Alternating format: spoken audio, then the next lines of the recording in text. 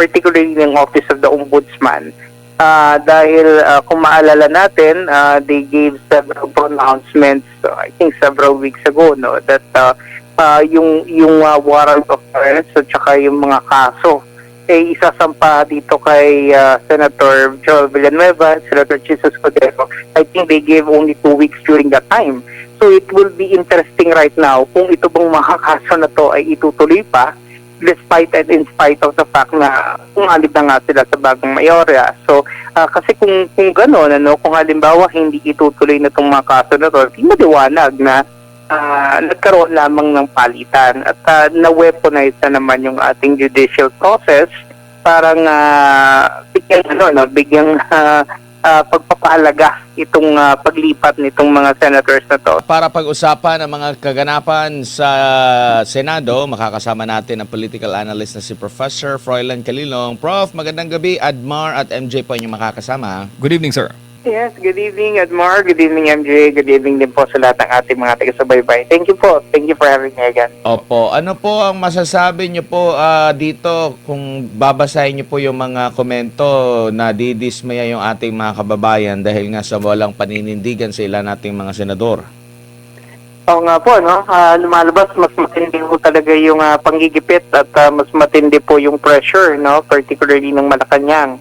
Alam naman natin na yung dalawang senators na sabihin na natin medyo bumaliktad at napasyan nga na umanib na sa bagong mayorya ay may mga nakaumang na kaso. No? So kung titingnan natin, ito yung binabanggit natin dati na palit ulo, no?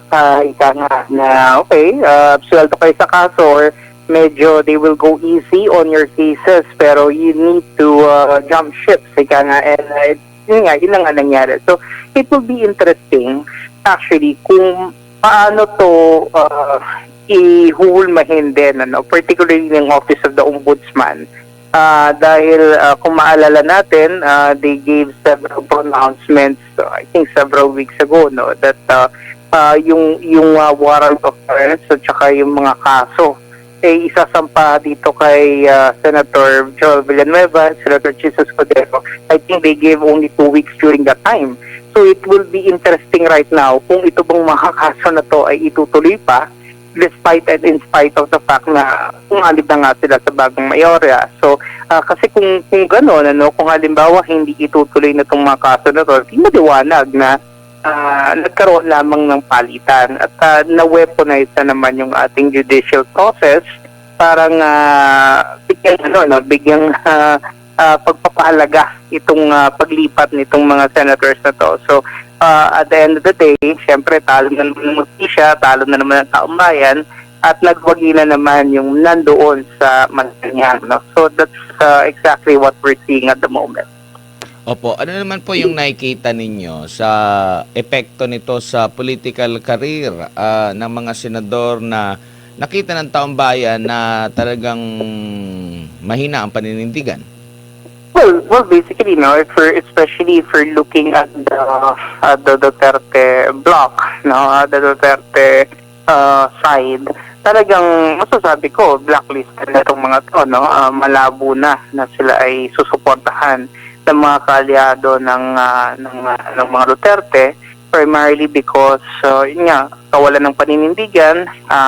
Bukod doon kasi, no, yung kawalan nila ng siguro pagtalima doon sa prinsipyo na pinaglalaban nila, pagkapalit ng tinatawag natin na survival, no. So I think it's more of a personal survival, political survival to be exact, no, na siya naging dahilan kung bakit nila mas pinili, no, na bigyang halaga itong kanilang pagtalikod doon sa kanilang supposedly sabihin na nating principled decision to align themselves with the Cayetano bloc. Pero nga, mas mabigat yung self-preservation para sa kanila. So, yun yung naging pagpapasya nila. Pero at the end of the day, syempre, kinikilala naman ito ng ating mga kababayan at actually ng mga mas nakararami, no, yung isang pagtalikod doon sa mas mahalagang tungkulin sana na paghahanap ng katotohanan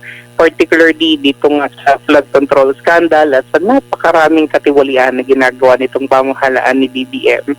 Ito sana yung gusto nating resolvehin, no? Kaya nga sila dinala ni Senator Alan Peter Cayetano, hoping and thinking na sila ay hindi babaliktad hanggang sa huli, no? Pero ayun nga ang nangyari, nauna ni si Senator Escudero at pang-13 nga itong si Senator Joel Villanueva. So it's a challenge right now, no? Ang challenge dapat ngayon na sila ay umamid na sa mayorya na sana ituloy pa rin yung pagsasampa ng kaso. Pero yun nga lang, maaaring kahit isampa yung kaso, maaaring dahil nga sa kaalyado na sila, syempre, the ombudsman will definitely go easy on them. No? Again, sabi ko kanina, talo na naman ang taong bayan dito. Opo. At nakikita niyo po ba na mabubura na, mababaon na sa limot yung investigasyon sa flood control matapos ito pong muling pagkakaroon ng reorganisasyon sa Senado? Well, if we're going to look at the words of Senator Alan Peter Cayetano, contrary to popular belief, no, or contrary to sa gustong paniwalaan ng mga pinklawan, ng mga dilawan at saka ng mga kaalyado at mga loyalista ng ating Pangulo, hindi siya yung tipo na kumapit doon sa kanyang panunungkulan bilang Senate President dahil sa personal na kadahilanan. Unang-una, kaya niya ito ipinaglaban dahil yun ang naayon sa ating saligang batas, no?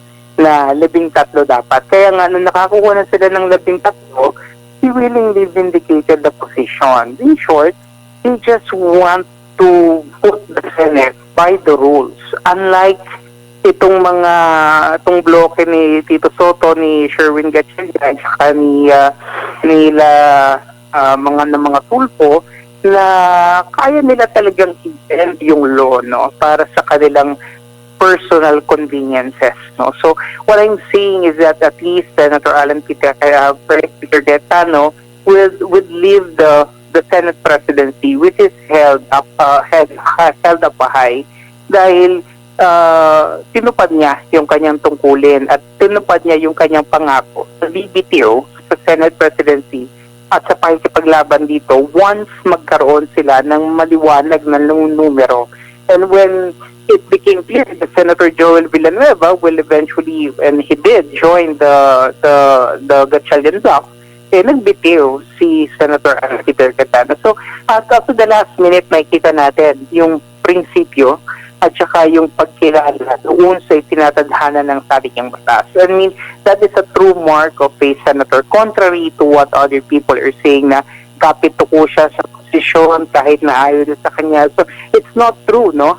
The reality is that the reason why he is holding on to that is because that is what is mandated by the Constitution. He is just trying to really abide by what the law says, no? Because napakahirap para sa isang senador na mismo kayo na senador, hindi kayo tatalima dun sa batas sa tinatadhana ng ating saligang batas. I mean, that's very unforgivable. Pero kayang gawin yun, no, ng mga senators na nakaalyado nga dito kay Senator Win Gatchalian just because they wanted to protect somebody. And that somebody is that big guy in Malacanang.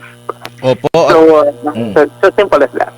At parang hindi pa yata natatapos dito, Prof, kasi may post din ito ngayong gabi si Congressman Pulong Duterte na meron na namang warrant daw, no? Do hindi pa kinukumpirma, pero ganito rin yung naging naging pahayag sa nakalipas laban dito kay Senador Bato de la Rosa. Meron siyang information mula sa kanyang source, si Congressman Pulong, na merong warrant against dito kay Senador Bongo mula ICC at dalawa pang ibang opisyal ng PNP.